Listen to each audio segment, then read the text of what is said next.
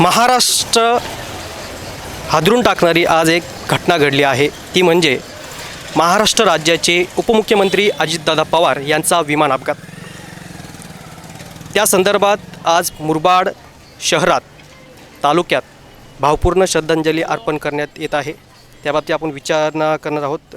काय सांगाल, आज महाराष्ट्र राज्याचे उपमुख्यमंत्री यांचं निधन झालं आहे. आज देशाला आणि महाराष्ट्राला हादरवून टाकणारी घटना घडलेली आहे. ना भूतो ना भविष्य याची कल्पना नव्हती, अशी घटना घडली आणि सर्वच चाहते आश्रदूष झाले. या महाराष्ट्राची जडणघडण घडवण्यामध्ये त्यांचा अतिशय मोलाचा वाटा आहे. अतिशय निर्भीड आणि प्रशासनावर वचक असणारी आणि खेलीमेलीच्या वातावरणात राजकारण, सामाजिक एकता निर्माण करणारी, सर्व धर्म समभाव अशी जोपासना करणारी एक व्यक्ती नव्हे तर मोठं नेतृत्व आपल्या याच्यातून हरपलेले आहे. आणि ही जी सावली आहे ही आजपर्यंत होती आणि त्यांची सावली अखंड चाहत्यांच्यावर, कार्यकर्त्यांच्यावर, त्यांच्या पदाधिकाऱ्यांच्यावर अखंड राहील. परंतु आम्ही सामाजिक जडणघडणीमधून आम्ही त्यांना जवळून पाहिलेले आहेत. गेले 25 वर्षे आमचे त्यांचे संबंध आहेत मैत्रीचे. आणि सामाजिक एखादी घटना जर असेल किंवा प्रशासकीय असेल तर निर्भीडपणे पार पडण्याचे त्यांचा आदेश हा सर्वोच्च होता. आज अशी घटना दुर्दैवी आणि दुःखदायक आहे. आणि परमेश्वराकडे आम्ही प्रार्थना करतो की त्यांच्या कुटुंबियांना, त्यांच्या कार्यकर्त्यांना, त्यांच्या जनतेला, त्यांच्या चाहत्यांना परमेश्वरा त्यांना शक्ती देवो. आणि अजितदादा पवार हे नुसते दादा नव्हते तर एक नेतृत्व, कर्तृत्वशील आणि कार्यनिष्ठ आणि सर्व धर्म समभावाचे नेतृत्व म्हणून दादा होते. प्रत्येकाच्या घरात कुटुंबातला एक दादा म्हणजे एक मोठा भाऊ आज यातून हरपून गेलेला आहे.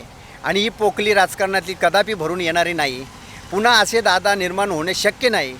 तरीसुद्धा त्यांच्या भावना या ठिकाणी प्रत्येक ठिकाणी व्यक्त होत आहेत. आणि कार्यकर्त्यांचे अनाश्रू जे या ठिकाणी झालेले आहेत का अश्रूच्या धारा नयनाने ते श्रद्धांजली अर्पण करत आहेत.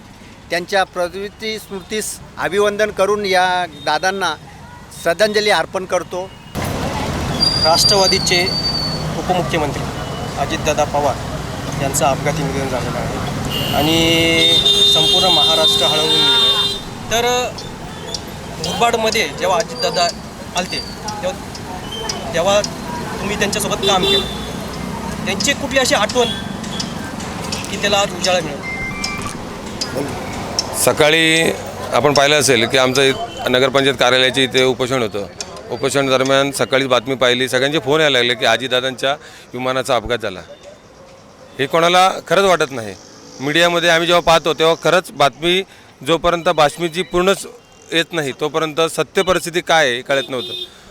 आणि असे एक मनात धाकधूक होती की खरंच अजितदादांना हॉस्पिटलमध्ये नेले. म्हणजे दादा म्हणजे तुम्ही म्हटले की दादांबद्दल अशी कुठली क्षण आहे तर दादांबद्दल क्षण सांगायचा झाला तर दादा दिलेला वादा हा पक्का पूर्ण करणारा एक नेता होता. दिलेला शब्द पाळणारा एक नेता होता.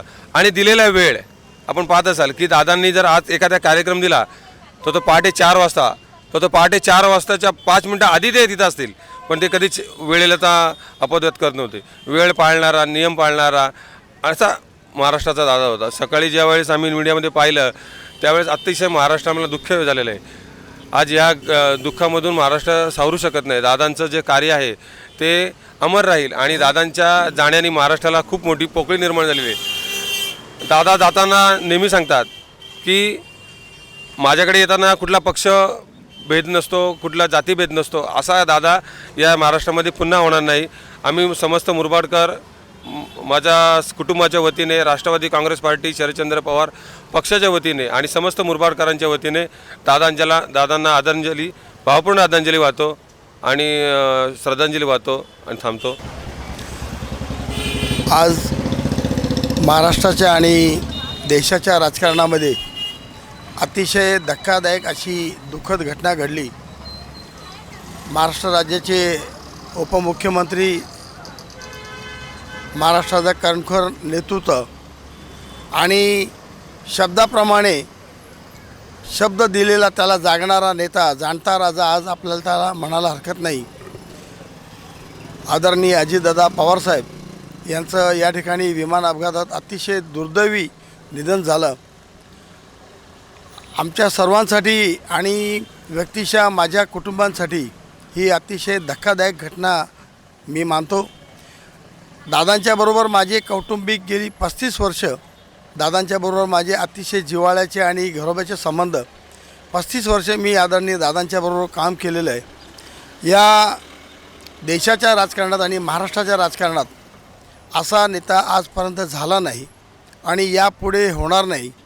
महाराष्ट्राच्या राजकारणात, देशाच्या राजकारणात आदरणीय दादांच्या जाण्याने जी पोकळी निर्माण झाली ती पोकळी कोणी भरून काढू शकणार नाही.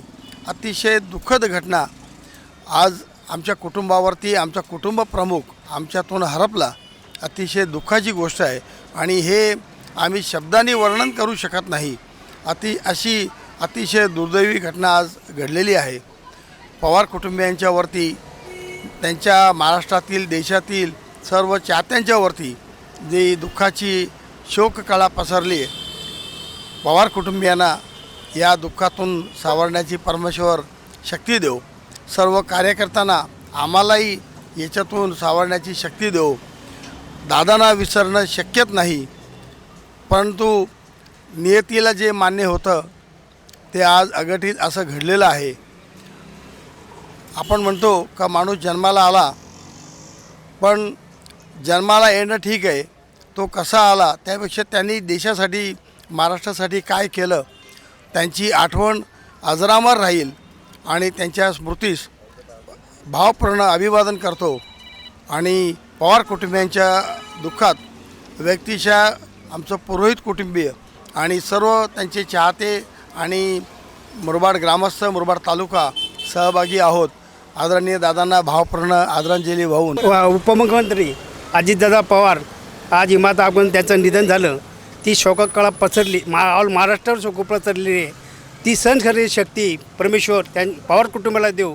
आणि मी माझ्या रोहिदास ज्ञाती पंचायतीच्या वतीने त्यांना भावपूर्ण श्रद्धा अर्पण करतो. शोषित, पीडित, वंचित घटकांना न्याय देणारा एक कर्तृत्ववान, विचाराचा परखड, करारीबाना असणारा, दिलेल्या शब्दाला पक्का असणारा, माझ्यासारख्या सर्वसामान्य माणसाला खांद्यावर हात ठेवून, ज्यावेळेस माझी एक त्यांच्याबरोबर आठवण आहे, गेल्या 5 वर्षापूर्वी जेव्हा पक्षामध्ये काम करत असताना थोडेफार मतभेद झाले असताना मी दादांची जेव्हा भेट घेतली आणि दादांना वस्तुस्थिती सांगण्याचा प्रयत्न केला, त्यावेळेस दादांनी आमचे जे नेते आहेत इंदुराव साहेब, ते इंदुराव साहेबांना बोलवलं.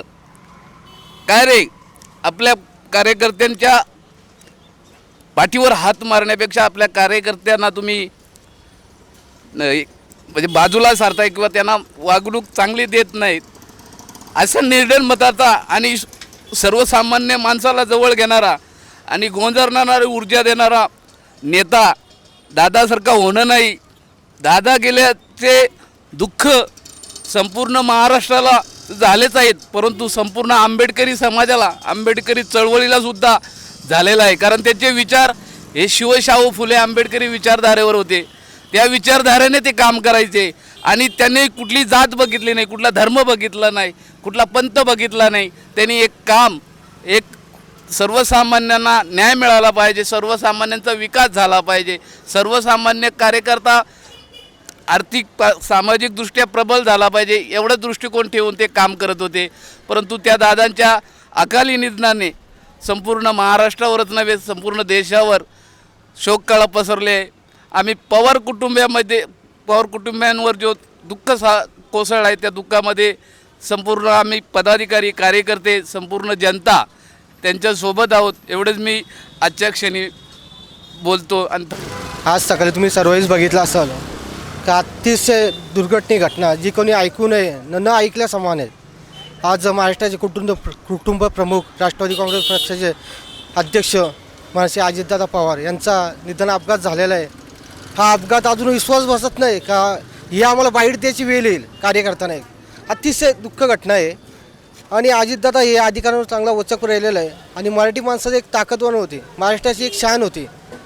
आज महाराष्ट्राची शान आपल्यातून निघून गेलेली आहे, तरी आम्हाला विश्वास बसत नाही कार्यकर्त्यांना का आज आपल्यातून आपला पक्षप्रमुख एक आपला माणूस एक कुटुंब प्रमुख आपल्यातून निघून गेलेला आहे. जास्त का बोलता येणार नाही, हा शंका राजकीय व्यासपीठ नाही कोणता, पण अजितदादांना 2 शब्द बोलून भावपूर्ण श्रद्धांजली देतो. टी लावल्या जी बातमी समोर आली त्या गोष्टीचा विश्वास बसत नव्हता. मी आमचे तालुका अध्यक्ष दीपक वागचौडे यांना फोन केला. आमच्या काल नगरपंचायतच्या समोर आमरण उपोषण चालू होतं, पण ज्या हिशोबात आम्ही जी बातमी बघितली त्या अनुषंगाने प्रथमतः आम्ही ते उपोषण रद्द करून आम्ही आज दादांना इथे भावपूर्ण श्रद्धांजली देण्यासाठी जमलेलो आहोत. दादा म्हणजे एक डायनॅमिक नेतृत्व या महाराष्ट्राला लाभलेलं होतं आणि आज खऱ्या अर्थाने बोलायचं तर महाराष्ट्राच्या लाडक्या बहिणींचा भाऊ हरपलेला आहे. आज आमच्या नेत्या सुप्रियाताईंवरती काय प्रसंग उद्भवला आहे तो परमेश्वरालाच माहिती. पवार कुटुंबियाला हा दुःख पेलण्याची ताकद परमेश्वर देव एवढंच म्हणतो. दादांना भावपूर्ण श्रद्धांजली. आधीचे उपमुख्यमंत्री यांचं निधन झालं आहे, अपघाती निधन झालं. महाराष्ट्राचे लाडके मुख्यमंत्री अजितदादा पवार इकडे राहा. यांचं पूर्ण महाराष्ट्राने काम पाहिलेलं आहे, त्यामुळे मी काही बोलू शकत नाही, कारण की आज दुःखद घटना आहे. म्हणून मी महाराष्ट्र नवनिर्माण सेना मुरबाड शहरावतीने दादांना भावपूर्ण श्रद्धांजली वाहतो.